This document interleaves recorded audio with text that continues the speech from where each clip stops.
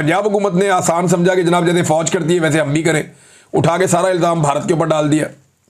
यही बात जो है ब्यूरोक्रेसी ने भी की, पंजाब हुकूमत ने भी की। हालांकि जो गवर्नर है सिंध का, उसने तो इस आबी जारहियत के ऊपर भारत से बदला लेने का ऐलान भी कर दिया कि जनाब भारत से इसका बदला लेंगे। थोड़े दिन पहले ये बंदा मोटरसाइकिलें लेकर निकला हुआ था कि मैं भारत में घुस जाऊंगा सारी मोटरसाइकिलें लेके। वैसे अजीब आदमी है, इसको भारत का रास्ता दिखाओ, वाघा बॉर्डर से ये जाना चाहता है तो चला जाए। कुछ अर्सा पहले वाघा बॉर्डर पे आके भी ये अजीबोगरीब हरकतें की हैं। थोड़े दिन पहले ये आदमी जो एक स्टेज के ऊपर चढ़ के डांस रहा था, वहाँ नाच नाच के अवाम को दिखा रहा था। कभी ये मस्जिद के मेंबर पे बैठ जाता है, कभी ये नाचना शुरू कर देता है, कभी ये मोटरसाइकिलों पे निकल जाता है, कभी ये बावर्ची बन जाता है। एक बहरूपिया है जिसे गवर्नर बना के जो है मुसल्लत कर दिया है सिंध के अंदर। अब सूरत हाल आपके सामने, ये सारा कुछ आप करता हुआ तो उसको देख रहे हैं। इस आदमी का क्या कैरेक्टर है, क्या कंट्रीब्यूशन है पाकिस्तान में, ये कोई नहीं बता सकता।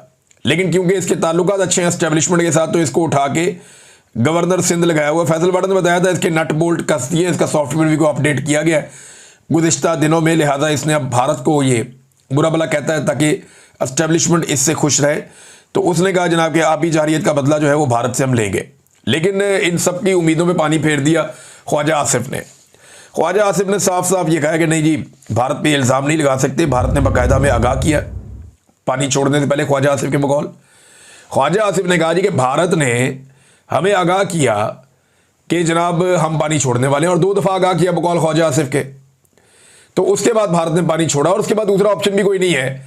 उसके अपने इलाके डूब रहे हैं, लिहाजा जब उसके अपने इलाके डूब रहे हैं तो पानी पाकिस्तान की तरफ भेजेगा ना, वो अपनी बर्बादी तो नहीं करवाएगा। ये तो कोई दोस्त भी नहीं करेगा, तो भारत तो पाकिस्तान का उस तरह दोस्त भी नहीं है, तो वो तो कभी भी नहीं करेगा। लिहाजा भारत जब चाहता है पानी रोक भी देता है, जब चाहता है पानी छोड़ भी देता है। ये उसके पास इसका इख्तियार है और वो आपको दिखाई भी दे रहा है। तो सैलाब नाजरीन, अब जो गुरुद्वारा है करतारपुर वाला, वो भी जो सिखों का एक मुकद्दस मकाम है, वो भी डूब गया है पानी के अंदर। वहाँ पे भी हालत जो है वो ख़राब है। और इस दफ़ा फिर पाकिस्तान ने जो है वो अरबों डॉलर का पानी समंदर में ज़ाया कर दिया। यानी जब भी पाकिस्तान के अंदर फ्लड्स आते हैं, सैलाब आने के अलावा भी हम अपना पानी बहुत बड़ी मिकदार में समंदर की नज़र कर देते हैं। हम डैम्स बना के पानी इकट्ठा नहीं करते, हम ऐसे आबी ज़ख़ीरे नहीं बनाते, झीलें नहीं बनाते जहाँ पे हम पानी इकट्ठा कर सकें।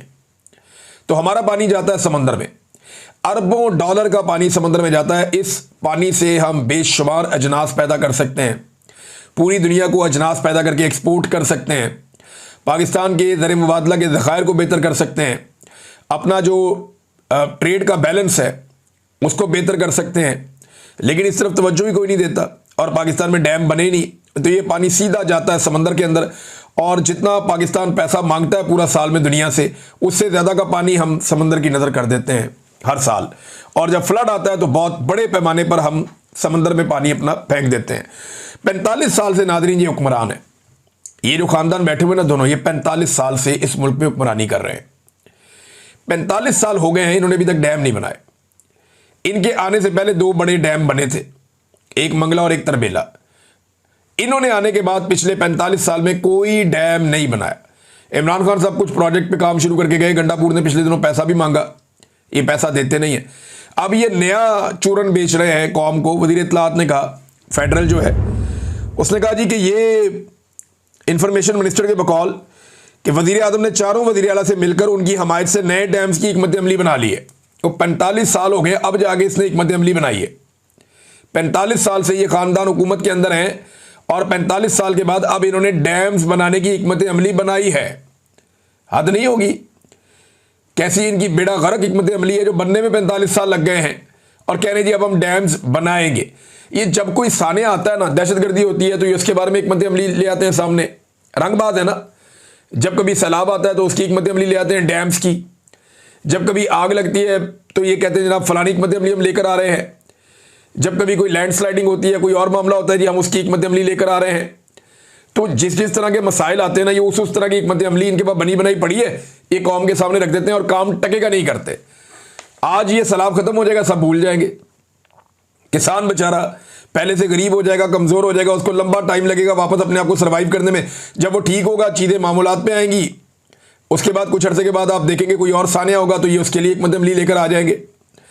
तो हिकमत अमली ये लेकर आते हैं। ये डैम इनको भूल जाने हैं थोड़े दिनों के बाद, ये किसी नए इशू के ऊपर लग जाएंगे। ये सिर्फ बयानात की हद तक होता है, उसके अलावा कुछ नहीं है। नादरीन, जो दहशतगर्दी की अदालत है लाहौर में, वहाँ पे पेश किया जा रहा है इमरान खान साहब की फैमिली को, और इसके लिए पाकिस्तान तहरीक इंसाफ ने 28 अगस्त बरोज़ जुमेरात, यानी आज के दिन में 9:30 बजे उन्होंने कहा जी कि सारे पहुँचे, अली बापा के बेटे को दहशतगर्दी की अदालत में पेश किया जाएगा। तो इस पे पाकिस्तान तहरीक इंसाफ ने यह अनाउंस किया है कि तमाम टिकट होल्डर्स और जितने भी अहम ओहदेदार हैं वो सारे के सारे, और जो यूथ है और जो ISF है, ये सब लोग पहुंचे वहाँ अदालत के बाहर, ताकि इमरान खान साहब की फैमिली के साथ जो जुल्म और ज़्यादती हो रही है उसके खिलाफ आवाज़ उठाई जा सके। नादरीन, एक खबर जो चल रही थी कल दुनिया न्यूज़ पे, वो अब दोबारा चलाएगी एयरवाई न्यूज़ पे। यानी पाकिस्तान डूब रहा है, मईशत तबाह हो गई है, दहशतगर्दी में लगातार इजाफा हो रहा है। एक पूरा सूबा जो है वो नो गो एरिया बन गया है, एक दूसरा सूबा है जहाँ पे बहुत सारे इलाकों में आप जा नहीं सकते। लेकिन इसके बावजूद जो एस्टेब्लिशमेंट है उसकी तवज्जो एक्सटेंशन पे, कि एक्सटेंशन की टेंशन किसी तरह ख़त्म हो जाए। कैप्टन सफदर ने भी उसके ऊपर स्टेटमेंट दिया है। वैसे कैप्टन सफदर ने एक बड़ा अजीबोगरीब स्टेटमेंट दिया। उन्होंने प्रेस क्लब के अंदर ये कह दिया कि नवाज शरीफ हज़ारा से भी जीता था।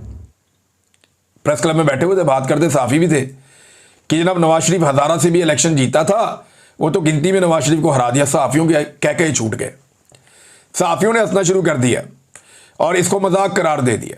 आप अंदाज़ा करें कि अब ये जीतने की बात भी करते हैं ना तो लोग हंसते हैं।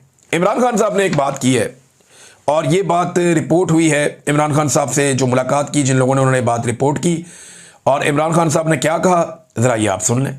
इमरान खान साहब कहते हैं कि जी इंसान के पास 3 ताकतें हैं, रूहानी, इखलाकी और जिस्मानी। सबसे कम तर ताकत जिस्मानी है। हमने रूहानी और इखलाकी ताकत के साथ खड़े रहना है। किसी के पास ख्वाह टैंक, पिस्तौल और बंदूकें हों, वो पसपा होंगे। रूहानी और इखलाकी ताकत यकीनन फतहयाब होगी। ये इमरान खान साहब का एक स्टेटमेंट है। इससे पता चलता है कि इमरान खान साहब क्या सोच रहे हैं और मामला किस तरफ जाएगा। अब एस्टेब्लिशमेंट ने इमरान खान साहब का जो केस चल रहा था तोशाखाना 2 वाला, उसे रुकवा दिया है और उसकी जो है वो मुलतवी करवा दी है समात। इमरान खान साहब का ट्वीट आने के बाद, हाँ, ट्वीट से मुझे एक चीज़ याद आई, मैं आपके साथ शेयर करता हूँ कि इमरान खान साहब की पार्टी के वो कौन कौन से लोग हैं जिन्होंने इमरान खान साहब का ट्वीट रीट्वीट नहीं किया। अच्छा, ये वो सारे लोग हैं जो उनकी कोर कमेटी के अहम लोग हैं ना। ये कोर कमेटी के वो कौन से मेंबर हैं जिन्होंने इमरान खान साहब का ट्वीट रीट्वीट नहीं किया। अच्छा जी, ये 26 अगस्त वाला जो बड़ा रोला पड़ा हुआ है, शिबली फराज साहब ने नहीं किया, शाह फरमान ने नहीं किया, शोएब शाहीन ने नहीं किया, अली असगर खान ने नहीं किया, अली मोहम्मद खान ने नहीं किया, सैयद अली बुखारी, आमिर डोगर, आतिफ खान, बाबर अवान, बैरिस्टर गौहर खान जो चेयरमैन है, चौधरी शफकत महमूद और डॉक्टर अरसलान खालिद, इन्होंने भी नहीं किया, हाफिज़ फ़रहद अब्बास, इन्होंने भी नहीं किया, हम्माद अज़हर ने भी नहीं किया, और हुसनैन दरिशक ने भी नहीं किया, और इसके अलावा जी कमल शौदत साहिबा ने भी नहीं किया, खुरम शेर जमान साहब ने भी नहीं किया, मेजर ताहिर सादिक साहब ने भी नहीं किया, मोंडे सलाई ने भी नहीं किया, और काजी अनवर साहब ने भी नहीं किया, रऊफ़ हसन साहब ने भी ये ट्वीट नहीं किया, मलिक तैमूर मसूद ने भी नहीं किया, वलीद इकबाल साहब ने भी नहीं किया, तैमूर सलीम खान झगड़ा साहब ने भी नहीं किया, बैरिस्टर उमैर नियादी साहब ने नहीं किया, और जुल्फ़ी बुखारी साहब ने भी नहीं किया, शहराम खान तरकई ने भी नहीं किया, सलमान अकरम राजा ने भी नहीं किया, नूरुल हक कादरी ने नहीं किया, डॉक्टर मुनीर बलोच ने भी नहीं किया, साहबजादा हामिद रज़ा, ये वैसे पाकिस्तान तहरीक इंसाफ से तो नहीं है लेकिन ये उनकी मेन लोगों में शामिल होते हैं, बैरिस्टर अली ज़फ़र, सरदार लतीफ़ खान खोसा, जैन कुरैशी, जमाल एहसन खान ईसा खेल, मियाँ असलम इकबाल, शहरियार अफरीदी, फैसल जावेद खान, सरदार अज़हर तारिक खान और साहबजादा महबूब सुल्तान। अच्छा, ये वो लोग हैं जो उनकी कोर कमेटी के मेंबर्स हैं। इनमें से किसी ने भी इमरान खान साहब का जो ट्वीट है, जो सख्त ट्वीट है, उसको रीट्वीट नहीं किया। तो अब तक के लिए इतनी, अपना ख्याल रखिएगा, अपने चैनल का भी। अल्लाह हाफ़िज़।